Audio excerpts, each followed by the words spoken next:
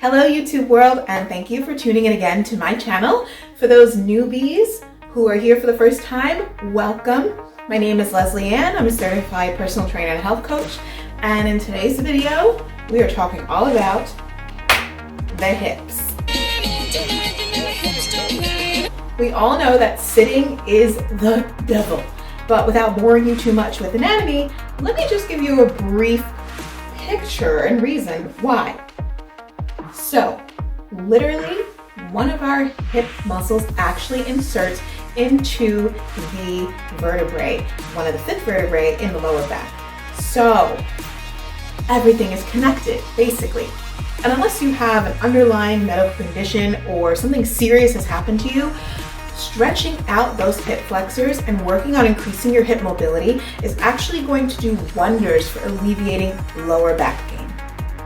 Before you begin stretching, you should run through a brief warm-up for the lower body.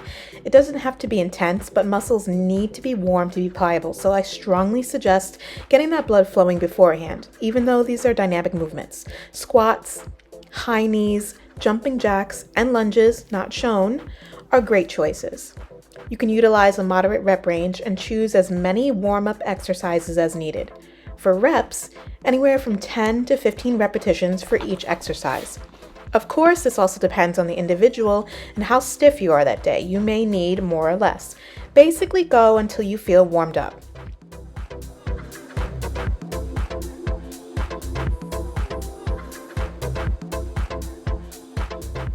Movement number 1 is a hip flexor lunge. Get into a position as if you're about to pop the big question. Hips should be square. Relax the shoulders. Take a deep breath, exhale, and imagine your ribs descending on that exhale to let everything sink into the floor. Next, to avoid slouching, and I'm exaggerating here, bring the pelvis into neutral by scooping those hips back and under. This avoids excessive lordosis or anterior pelvic tilt. This is going to maximize that stretch at the top of the hip or your hip flexor for the leg that is kneeling on the ground. Once that is all done, just rock back and forth, pushing the hips forward gently. Ideally, you should be feeling a stretch at the top of that hip that is kneeling on the ground.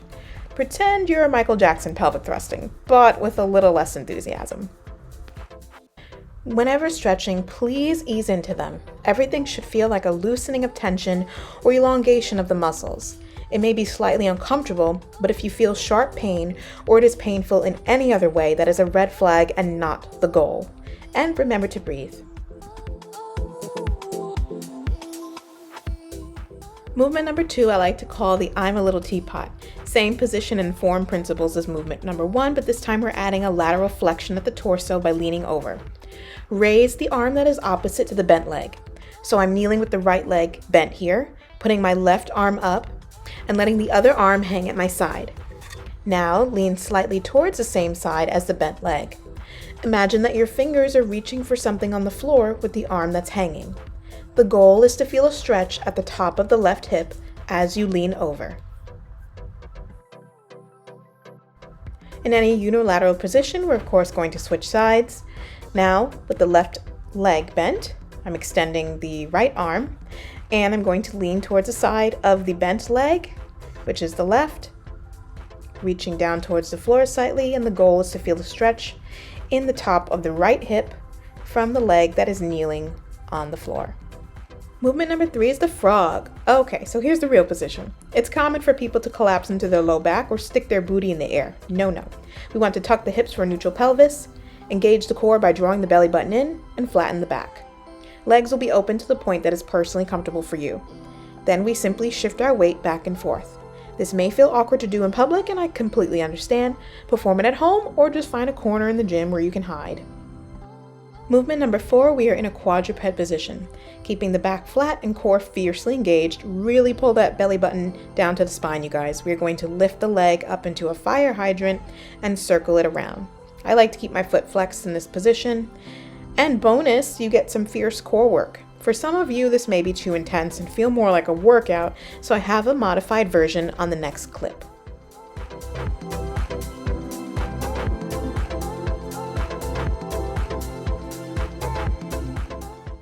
Movement number 5 is a great modification from movement number 4.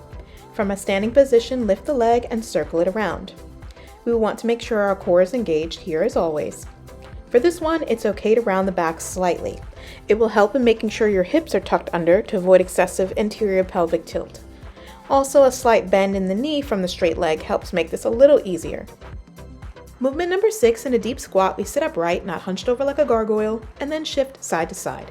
I like to leave this one for last if my hips are particularly acting up. Also, how much you sink into this position will depend on your flexibility. If you aren't as flexible, it's okay. Hold on to something and you can better control the depth of your squat and your posture.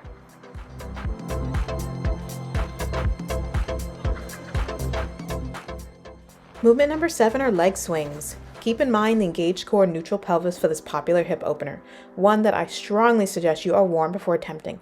Think about it. If you are stiff and your muscles are aching, you start swinging those legs like a rockette in Radio City Music Hall right off the bat, you are at risk of pulling something.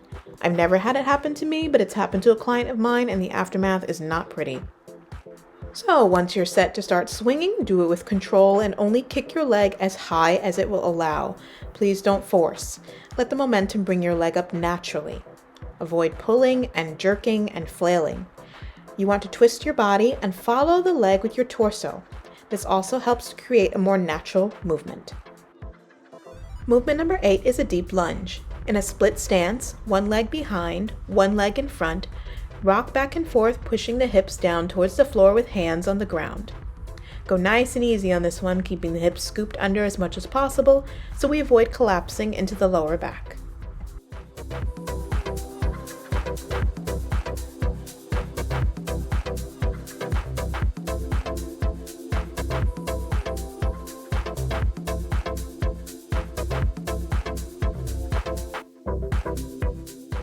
Change of scenery for this one because my phone died at the gym. In a downward dog position, hips as high as possible to the ceiling and feet flat. Bring your leg up and over with control. The leg shifts over, not the torso. My downward dog isn't pro-yogi level, but as much as possible, we want to avoid shifting the shoulders and the torso leaning over. It's just the leg moving to open up that hip, and everything else should be in a straight line. This does require upper body strength and quite a bit of hamstring flexibility, so it's a-okay if you aren't there yet.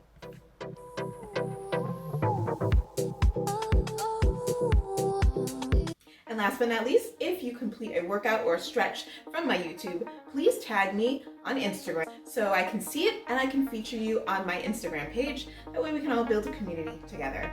Thank you so much for watching, and until next time, bye.